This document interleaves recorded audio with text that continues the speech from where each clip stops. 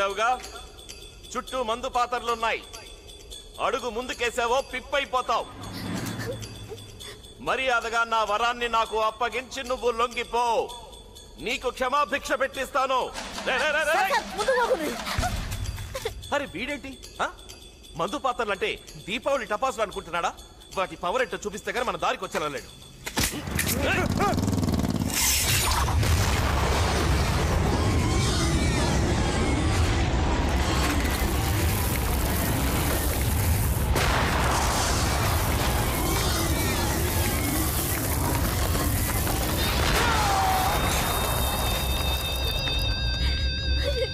పోచమ్మా, వీడు దేనికి లొంగెలలేడు. నేను మాటల్లో పెడతాను, నువ్వు వాడిని షూట్ చేసేయి. వద్దు సార్, పొరపాటానికి బుల్లెట్ తగిలి మందు పాత్ర మీద పడ్డాడు అనుకో, మీ వరం కూడా తుకుడలు అయిపోతుంది సార్. వద్దు, అలా అవ్వకూడదు. రేయ్, నేను 7 అంకెలు లెక్క పెట్టేలోగా వెనక్కి రాకుంటే మా బుల్లెట్లకి నువ్వక్కడే కుప్పకూలిపోతావు.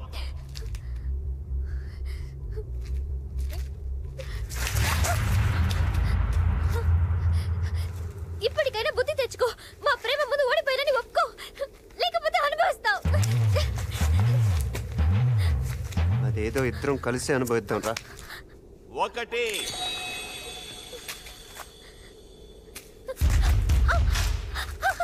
2 3 4 5 6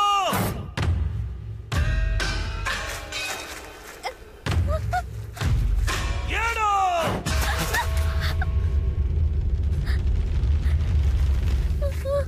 సారు, ఇప్పుడు 7 అడుగులు ఎవరేసినట్టు? అంకిల్ మనాడు లెక్కెట్టాడు, అడుగులు అతనేసాడు. అంటే పెళ్ళైపోయినట్ట?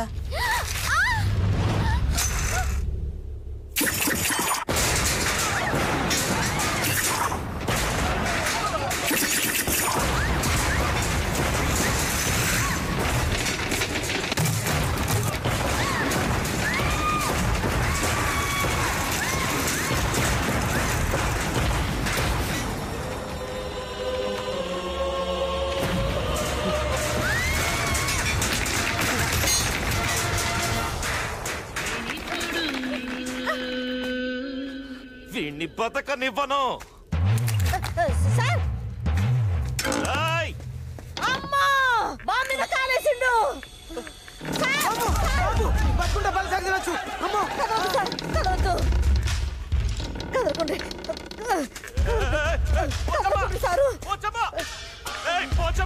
కదలకండి మంచి గిరుక్కున్నాడు కొడుకు. దెబ్బకు నుజ్జు అయిపోతాడు, పేడ ఇరడైపోతుంది. ఓ యమ్మనే, ఓ యమ్మనే, ఓ యమ్మనే.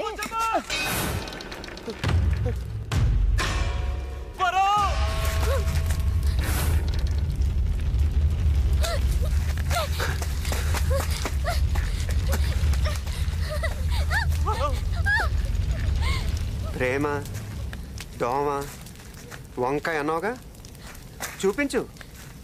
దర్జాగా నడుచుకొచ్చేస్తాడు. అక్కడుండు, అక్కడ.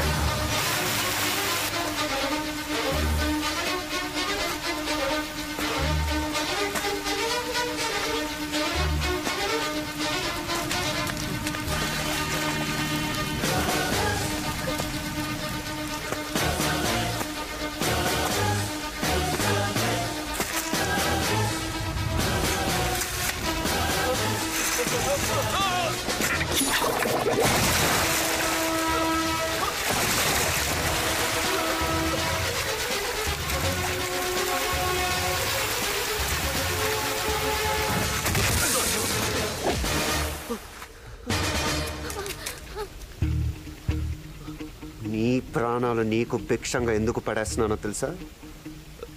ఈ క్షణం నుండి నేను ఇచ్చిన ఈ బతుకుతో క్షణక్షణం చస్తూ బతకాలి. స్టూడెంట్లు రాజకీయాల్లోకి వస్తే ఏ గతి పట్టిస్తానన్నావో నీలాంటి రాజకీయ గూండాలకు కూడా అదే గతి పట్టిస్తాను. ఇప్పుడు మొదలవుతుంది నీ అస్సలు పెళ్లి.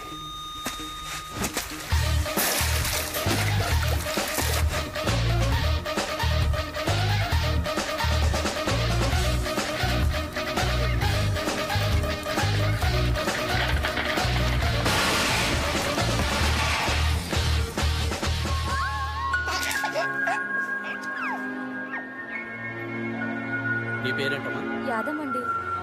అడగలాడండి.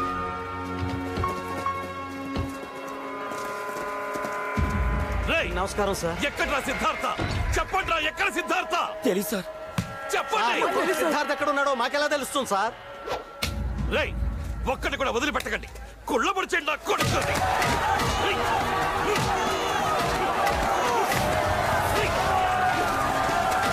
ఎక్కడ్రా సిద్ధార్థ? చెప్పు, ఎక్కడ? చెప్పు. రేయ్, చెప్పండి.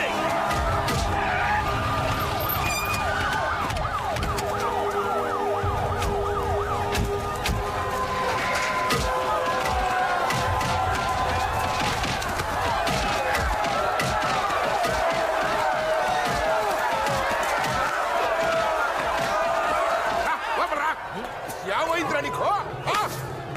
నీకేమైనా దెయ్యంగాని పట్టిందంటరా? నువ్వేమైనా మామూలు మనిషి అనుకుంటున్నావా? హోమ్ మినిస్టర్వే. నేను కాదు, నేను మినిస్టర్ని కాదు. నేను రాజీనామా చేశాను. నేను ఇప్పుడు పప్పు యాదవ్. చేశాను పప్పు యాదవ్. ఓడి రాజీనామా ఏంటి? సార్ ఇదిగోండి సార్. అసలు ఈ రాజీనామా నేను యాక్సెప్ట్ చేస్తే కదా.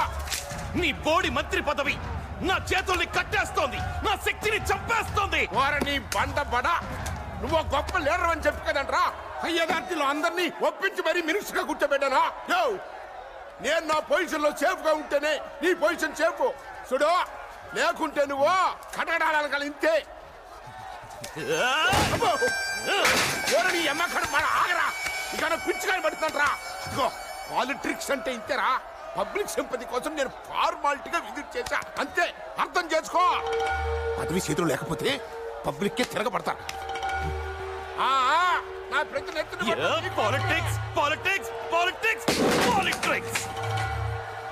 సిద్ధార్థ సిద్ధార్థ సిద్ధార్థ.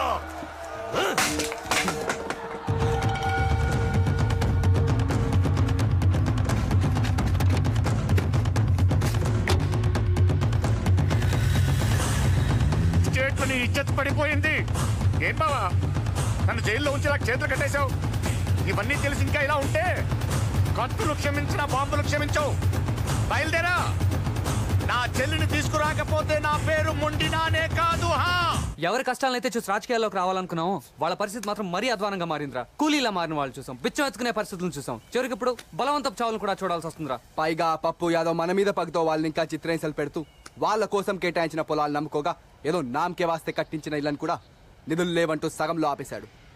పబ్లిక్ లో కూడా మన పట్ల కన్ఫ్యూజన్ ఏర్పడిందిరా. అసలు మన సిద్ధాంతం ఏంటో, దానికి ఎన్నుకున్న దారేంటో తెలియకపోవడం వల్ల సివిల్ డిఫెన్స్ ద్వారా మనం ఎన్నాళ్ళు కూడగట్టుకున్న పేరును కూడా కోల్పోతున్నాం. ఏ ప్రజలకైతే మనం మరింత దగ్గరై సహాయం చేయాలని రాజకీయాల్లో అడుగు పెట్టామో మన మొదటి లక్ష్యం కూడా అదే. వాళ్ళకి సహాయం అందటం. మనం అందరం ఎక్కటం ముఖ్యం కాదు. టెర్రరిస్టులుగా మన మీద పడ్డ నింద తొలగిపోవాలి. ఇదంతా పప్పు యాదవ్ చేసిన కుట్రను మనం నిరూపించగలిగితే ఈ రాజకీయాల్లోని మొదటి కలుపు ముక్క నీరేసే అవకాశం దక్కుతుంది. అసలు ఆ రోజు క్యాన్వాసింగ్ మనం అద్దెకు తీసుకున్న సుమో ఎవరిదని ఆరా తీస్తే ఏమైనా ఆధారాలు దొరకచ్చు. అమ్మో, ఇన్నాళ్ళు ఈ అమ్మాయిని ఎలా భరించారా బాబు? బురదనేస్తుంది.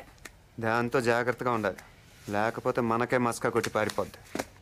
ఓసారి మేం పడవ మీద వెళ్తుంటే సరిగ్గా మా పడవ పక్కనే వెళ్తున్న ఇంకో పడవలో ఆయన కనిపించారు. నా చూపులు ఆయన మీద ఆగిపోయాయి. అందరూ గోదావరిని చూస్తున్నారు, నేను మాత్రం ఆయన్నే చూస్తున్నా.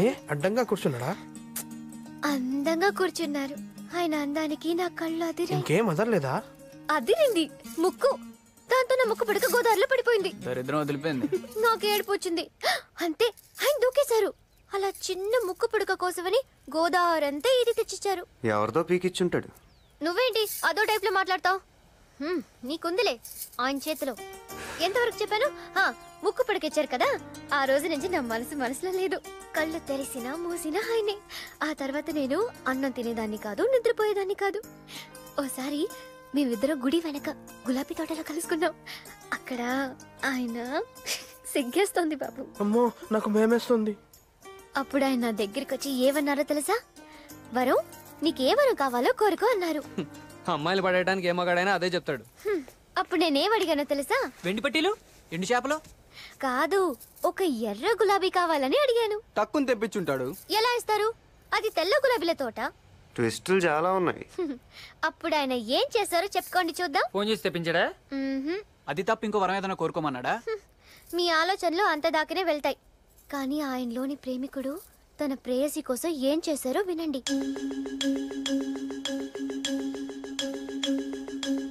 చెయ్యి కోసి ఆ రక్తంతో తెల్ల గులాబీని ఎర్రగా చేసి నాకిచ్చారు. ఎవరు చెయ్యి? ఆయనే కోసుకున్నారు. ఊరుకో, రక్తం కంటపడితే తప్ప నిద్రలాడు, ఎదుటాడు పీక్ కోస్తే తప్ప పడుకోడు, ఆడు చేయి కోసుకోవడం ఏంటి? ఆయన మనసు మీకెప్పటికీ అర్థం కాదు.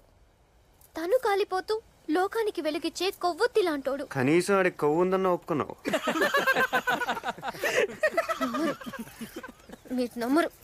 నీకు పిచ్చానుందా? నమ్మరు. అవును, పిచ్చే. ప్రియుడు ఎడబాటు భరించలేకపోవడం పిచ్చే అయితే నాకు పిచ్చే. నచ్చిన వాడి కోసం బాధపడ్డ పిచ్చే అయితే నాకు పిచ్చే. తన గురించి ఆలోచిస్తూ రోజులు గడపడం పిచ్చే అయితే నాకు పిచ్చే. పిచ్చే పిచ్చే పిచ్చే నాకు. సరే సరే ఒప్పుకుంటున్నాం, నీకు పిచ్చే.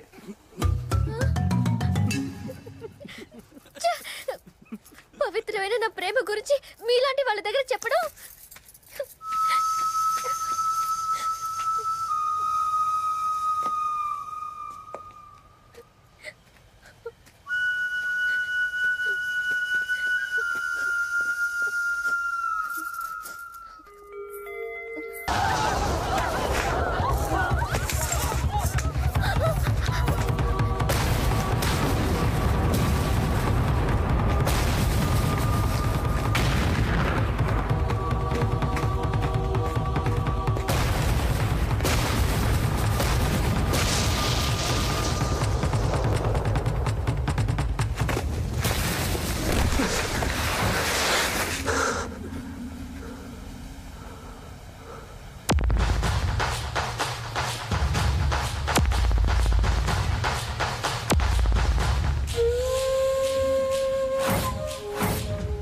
వానాకాలంలో గొడుగు కావాలి, ఎండాకాలంలో నీడ కావాలి. ఏ కాలంలోనైనా ఒక్కడిని లేపేయాలంటే ఈ మొండి నాని కావాలి.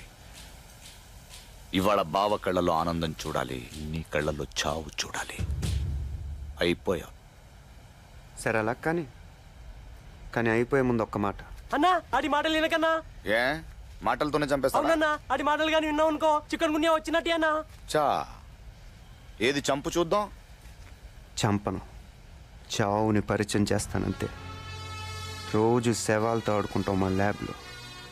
ప్రాణాలు పోయడంతో పాటు తీయడం కూడా చదువుకుంటాం. పిడికెలు బిగించి ఒక్కటి పుర్రె మీద ఇచ్చాననుకో, నీ మెదడులో ఉన్న నరాలన్నీ చిట్లిపోయి ఇంట్రాసెరిబ్రల్ బ్లీడింగ్ అయి నీ కళ్ళు, చేతులు, కాళ్ళు, నడుము, మెడ, చివరికి దీంతో పాటు అన్నీ చచ్చిపడిపోతాయి. ఫైనల్గా మా ల్యాబ్లో ప్రయోగాలకు పనికొస్తావు.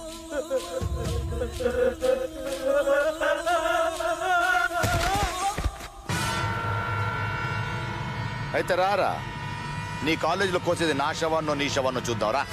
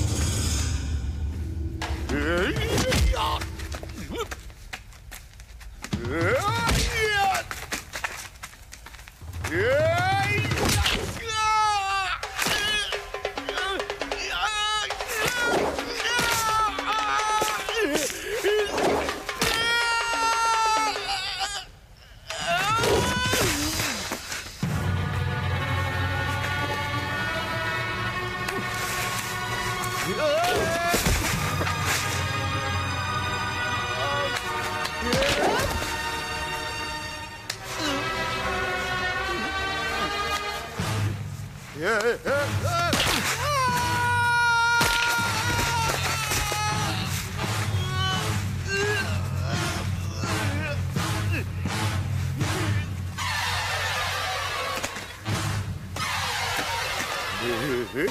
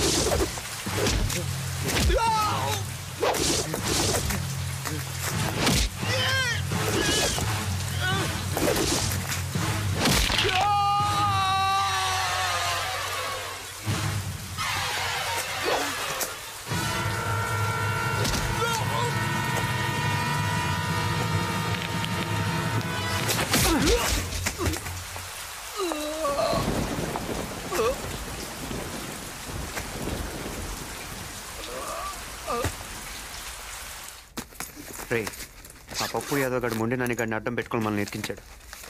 అసలు జైల్లో ఉండాల్సిన నానిగడు బయటికి వెళ్ళి వచ్చాడు కనుక్కోండి. ఈ పరిస్థితిలో ఇంకెక్కడ దాక్కుంటారు? మొత్తం స్టేట్ అంతా జల్లెడ పడుతున్నారు మీకోసం. నా జాగ్రత్తలోనే ఉంటాను కానీ మీ పనుల్లో మీరుండండి. ఎప్పటికప్పుడు కాంటాక్ట్లో ఉండండి.